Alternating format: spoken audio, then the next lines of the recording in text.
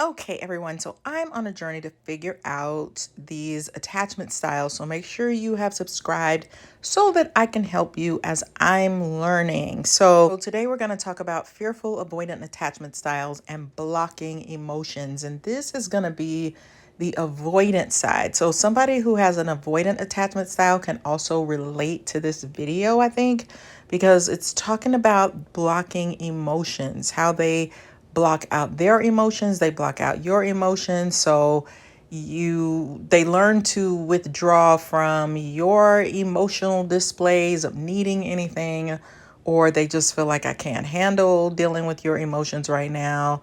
They can also feel kind of blah, kind of blank sometimes, not feel their own emotions because they just don't want to deal with emotions point blank and period. So a lot of these people feel like in their deepest core that people are unreliable and that they will not meet their needs. And if you feel like somebody's not going to meet your needs, then what do? You're gonna do everything to put systems into place, things into place, help into place for yourself. Like, okay, I've got all these systems around me. I can take care of me. I have to be self-reliant. It's almost like they are the chair, they are the stool, they are the backbone. I have to be that for me, and I kind of have to be that for everybody else in a way too. So I have to be sturdy. I can't depend on anybody else to help me. And at a certain point, it can get to a point where they feel like they do need somebody, but they're not getting that need met because they've kind of taught everybody, you can rely on me, but I can't rely on you, or I don't need you for anything. Why? Because I don't want to burden you like I have felt burdened in my life. I don't have room to be everyone's savior, and yet they can find themselves being everyone's quote unquote savior in a lot of circumstances. Like, I'll come and help you move all your things. I'll be that person. Now, some people can be the total opposite where they're not going to help anyone at all with anything. And it makes them look very cold, very aloof, and very me. What are you going to do for me? And it could be because they had an overwhelmingly needy parent, a needy mom, a needy dad, somebody who was super needy in their life, who they were forced to meet that person's needs, and now they want none of it. It's like, I don't need me for anything. And that's where their emotions shut down and they can seem uncaring or unloving. But it's not that. They were overwhelmed at some point in their life, or they had a parent that they learned very early that my needs weren't met at a very core level. And so I cannot rely on anybody but me. And if I am having to use that much energy to take care of me, there is nothing left for you. I have turned that dial off. And I will share with you an example of a couple that I knew. This guy was married, and when his mother would come around, or he would go around his mother, he would give his mother lots of hugs. He would give her whatever she needed. She would kind of whine to him about this or that, or I need this. And so he would take money that they had and give it to her, or help her pay her bills. When she was married at a certain point, to his father, the father was very dominating, very aggressive, very assertive, very taking them in and out of a lot of different situations. And so then his poor, quote unquote, poor, pitiful, manipulative mother, he felt like he needed to save her, or look at her rocking in a chair pitifully because this man is mistreating me. And so he was overly there for her. And what would happen is, if he went to church with his wife, he would immediately leave after church and go spend time with his mother. So if I spend any time with you, I have to go make that up with my mother. And so his mother would run to him and he would hug her and, no, mother, you don't have to buy that yourself. If they would go shopping together, I'll get it, or I'll carry it for you, or no, you're not gonna, if the mom said, hey, I'm gonna purchase something for you guys. No, you can't purchase anything. But then if his wife needed a hug, guess what? No, I'm not hugging you. Very rejecting, very rejecting. He could often be observed staring coldly and meanly at his wife. Like if she said anything to him, he would roll his eyes and be very rude and look very stern. He didn't want to be around her. It was always a get away from me, don't touch me, I need my alone time all the time, you're too needy. And yet he wasn't giving anything to his wife. But then imagine how the wife feels when your mom pops in the room. That's not your wife.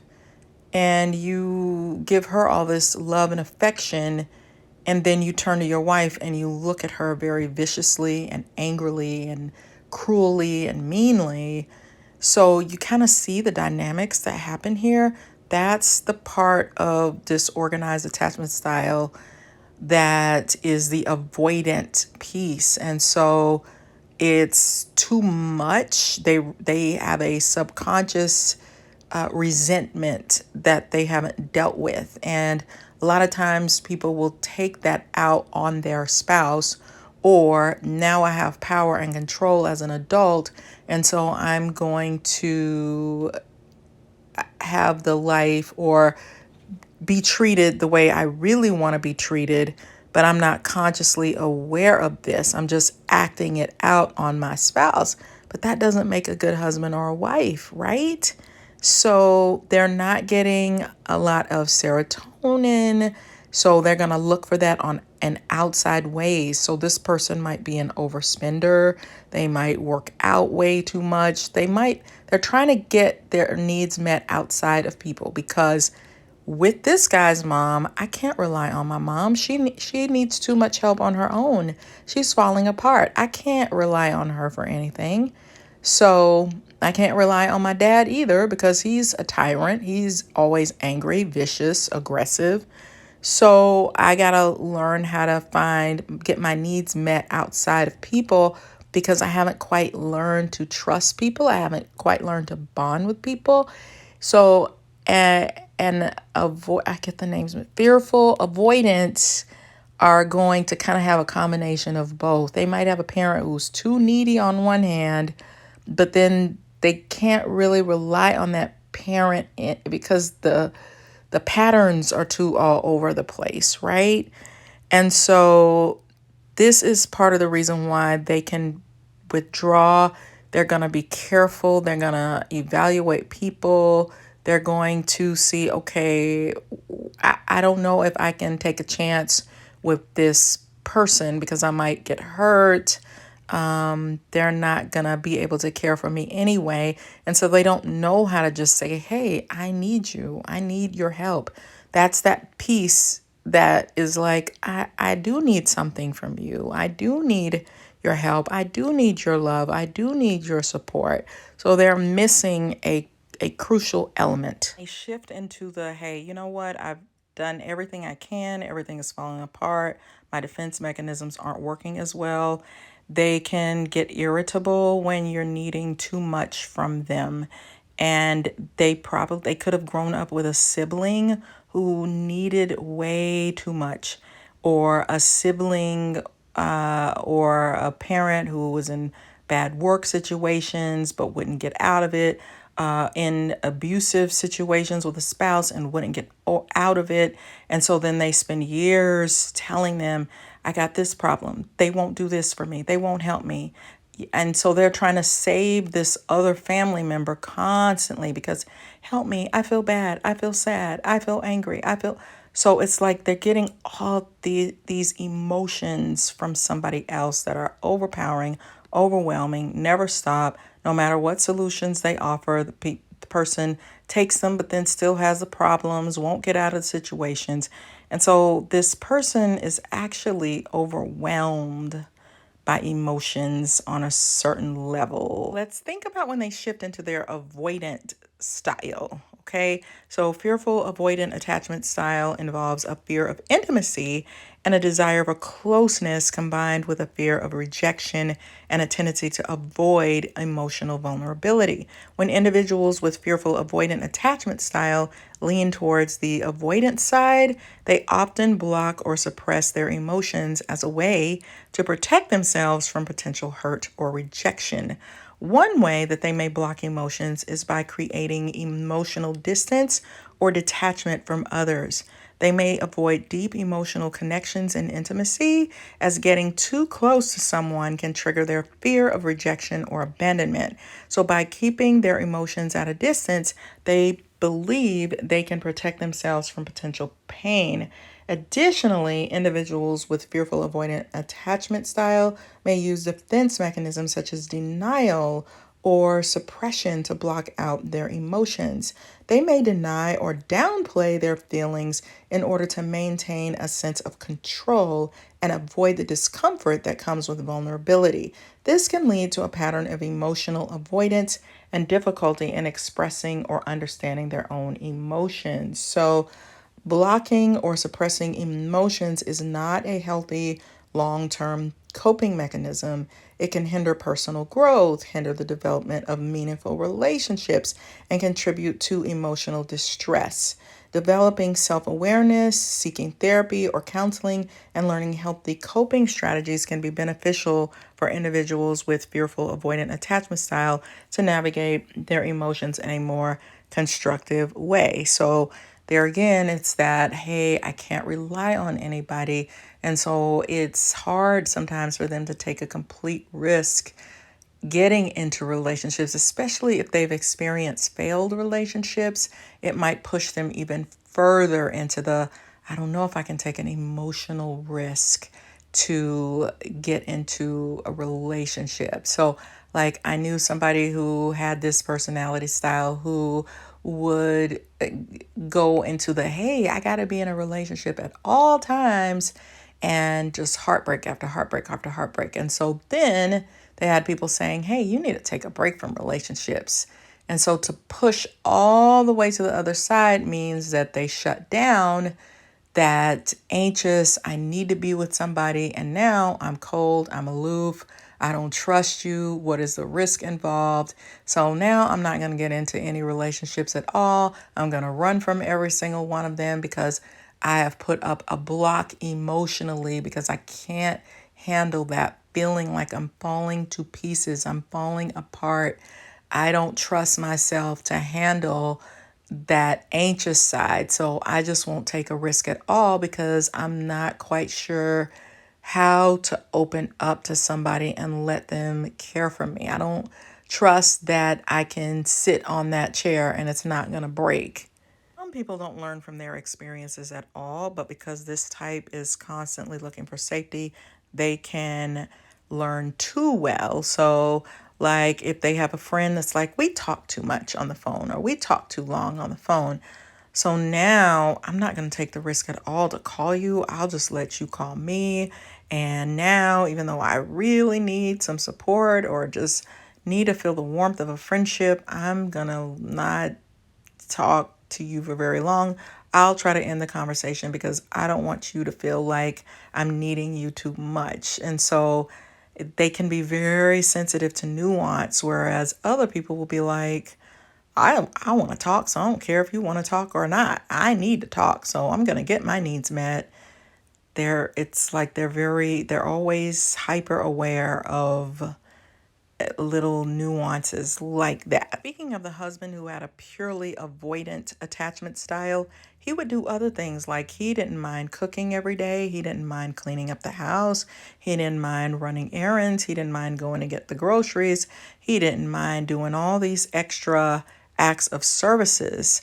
And that was his way of making up for it. He was like, hey, I'm a great husband, but there was zero emotional connections, and that's not going to work in a romantic relationship. There has to be some emotional connection, some talking, some sitting together, some holding hands. But he felt like, I'm doing all these things that you don't have to do. And the wife was like, I will trade that. The house can be a mess.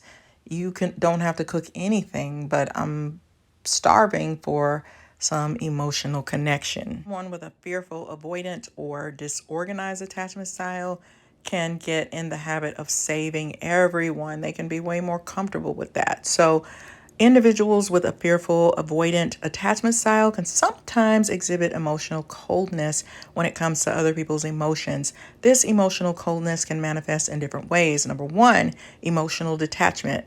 They may distance themselves emotionally from others, creating a barrier between themselves and the emotions of those around them. This can make it difficult for them to empathize or connect with others on an emotional level. And remember, this is just when they shift to the left into avoidant mode. Number two, difficulty in recognizing or understanding emotions. Fearful, avoidant individuals may struggle to recognize and understand their own emotions, which can make it challenging for them to engage with and respond to the emotions of others. This can result in a perceived emotional coldness. Three, defense mechanisms. As a way to protect themselves from potential emotional pain or rejection, individuals with fearful, avoidant attachment style may employ defense mechanisms such as emotional suppression or avoidance. This can lead to a sense of emotional distance and coldness in their interactions with others. So, coldness can be a coping mechanism rather than a deliberate choice. It's often rooted in fear and self protection.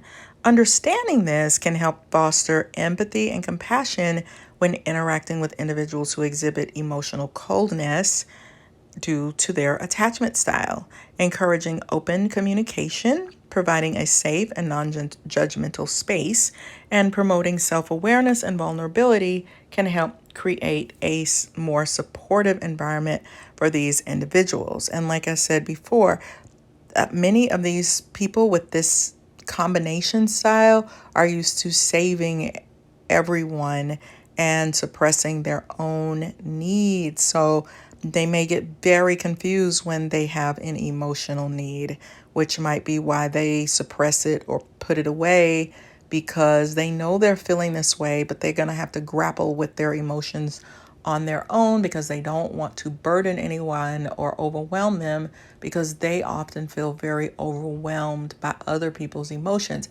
And on one hand, they love helping people, rescuing people, saving people. They feel more comfortable with that. So it's a tricky place. They can shut down and shut off emotions and they can have compassion fatigue, basically. So maybe I'll do a video on that. But you guys, let me know what videos you need concerning any of the attachment styles, and I will try to help you. So be sure to subscribe, because the videos are probably going to be kind of random, but I'll keep going as long as you like the video and you let me know, hey, this is what we want to do or see, then I will try to do that for you. And so, you guys, I wrote some books to help you. One of them is Flip the Script on Love, where we flip the script on love and the challenges that it brings. And I try to help you with that. If you're dealing with difficult people, it might not be their attachment style. It could be that they're a narcissist. So you'll want to check out my book, The Workplace Narcissist. And then it helps people who have this attachment style to understand themselves and other people. It's like a security blanket, which is why I wrote From ENFJ with Love, which is about the 16 Myers-Briggs personality types, and it's a lot of fun to learn about, and it will help you so much.